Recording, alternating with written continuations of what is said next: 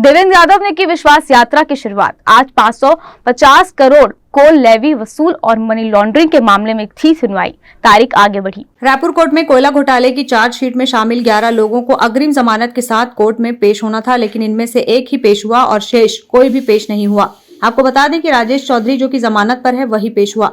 इनमें विधायक और प्रत्याशी देवेंद्र यादव, चंद्रदेव राय, रामगोपाल अग्रवाल, आरपी सिंह समेत जेल में निरुद्ध रानू साहू और नितेश चंद्राकर शामिल हैं। आपको बता दें कि 550 करोड़ के कोल लेवी वसूली और मनी लॉन्ड्रिंग मामले की सुनवाई दिसंबर 2022 से विशेष न्यायाधीश अजय सिंह राजपूत की अदालत में चल रही है। आज आरोपियों की गैरहाजिरी को देखते हुए कोर्ट ने पुनः सम्मन जारी करते हुए अगली सुनवाई 6 दिसंबर तक बढ़ा दी है। वहीं विधायक और प्रत्याशी देवेंद्र यादव ने प्रेस कॉन्फ्रेंस कर विश्वास यात्रा की भी शुरुआत की। इस दौरान उन्होंने भाजपा पर जमकर तंज कसा है।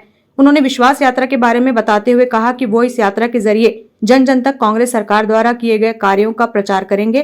वहीं इस यात्रा के जरिए भाजपा द्वारा किए गए कामों का भी जिक्र करेंगे। मैं भिलाई की जनता का बहुत दिल से आभार करूंगा कि मुझे बहुत युवा अवस्था में भिलाई की जनता ने भिलाई जैसे प्रबुद्ध शहर में काम करने का अवसर दिया। निश्चित रूप से पिछले 5 साल में बेहद अनुभव हमको प्राप्त हुआ और जनता के साथ बेहतर संवाद के कारण बहुत सारे ऐसे विषय जो जनता के पिछले समय में रुके हुए थे, उन सभी विषयों पर हम लोगों ने काम की, उस सभी विषयों पे हम लोगों ने परिणाम दिया। आने वाले सफ़र में भी भिलाई की जनता साथ है और निश्चित रूप से इस विश्वास यात्रा के माध्यम से आज हमने जो नामांकन किया उसके बाद विश्वास यात्रा की शुरुआत की है और इस यात्रा के माध्यम से हम भिलाई की जनता में 100% मतदान का जो हमारा कैंपेन है उसको आगे बढ़ाएंगे। और मुझे पूरा ये विश्वास है कि ये पूरा चुनाव भिलाई की जनता लड़ रही है और भिलाई की जनता के सामने बीजेपी को बड़ी चुनौती रहेगी। बेहतर तरीके से जन संवाद से, जन संपर्क से हम लोग आने वाले समय में भिलाई के अंदर 100% मतदान को फोकस करेंगे और साथ ही साथ हमारे जो विषय हैं, हमारे जो काम हैं उसको भी आम लोगों तक पहुंचाएंगे और आम लोगों की भी जो जन भावना है उसको भी सुनेंगे ताकि आने वाले समय का रोड मैप और अच्छे से तैयार हो सके। देखिए ऐसा है कि बीजेपी के साथ ही लगातार अफवाहों के बाजार को गर्म करके रखते हैं।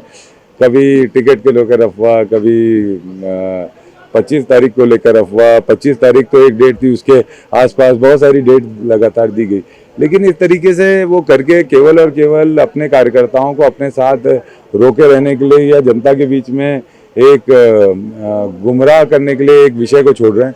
ये सच्चाई नहीं है। देखिए कोई भी विषय का जो जवाब होता है वो समय होता है, समय से बेहतर कोई जवाब नहीं दे सकता। देखिए पिछले समय में जितनी भी अफवाहें भारतीय जनता पार्टी ने फैलाई वो सब समय ने ख़त्म की। आज 25 तारीख थी, वो भी अफवाह ख़त्म हुई और आने वाले समय में और भी ये अफवाहें फैलाएंगे। देखिएगा ये कोई ये ख़त्म थोड़े ना होगी, लगातार झूठ परोसा जाएगा, उल्टी सीधी बातें परोसी जाएगी। लेकिन भिलाई की जनता 5 साल उन्होंने मेरी कार्यप्रणाली, मेरे काम को देखा और हम लोग मिलकर इस बार चुनाव लड़ेंगे और कहीं पर भी कोई भी ऐसी संदेह की बात नहीं है कि कांग्रेस पार्टी के साथ भिलाई की जनता का विश्वास यहाँ पर नहीं है। विश्वास पूर्णता है, मजबूती से है। जो दिक्कत है वो बीजेपी के साथ दिक्कत है, क्योंकि बीजेपी इस बार केवल कांग्रेस के कार्यकर्ताओं से चुनाव नहीं लड़ेगी, वो भिलाई की जनता से भी उसको चुनाव लड़ना पड़ेगा। सरकार ने इसको स्वीकृत कर दिया और इसका भूमि पूजन भी हो गया, काम भी शुरू हो गया इसको। देखिए ऐसा है कि भारतीय जनता पार्टी चूँकि अब 4.5 साल में तो कहीं कोई सतत संपर्क या संवाद, कोविड का समय हो या किसी चीज़ का, उनके नेताओं का या प्रत्याशी का रहा नहीं है।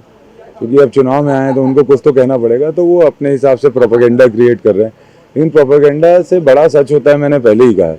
भिलाई की जनता सब कुछ खुद अनुभव करती है और उसके आधार पर वो परिणाम देती है। और भिलाई की जनता अनुभव कर रही है कांग्रेस शासन में, जो कहीं ना कहीं हमारा पूरा शहर पिछले समय में विकास कार्यों या यहाँ की जो बेसिक नीड्स है उसके लिए तकलीफ में था। पिछले समय में उसके बहुत सारे समाधान हुए हैं, बहुत सारे हल निकले। तो हमारा जनसंपर्क है, चुनावी जनसंपर्क है और घोषणा पत्र हम लोग जब जारी करेंगे तो उसमें हमारी बातें कहेंगे आगे की। Bureau report, grand news.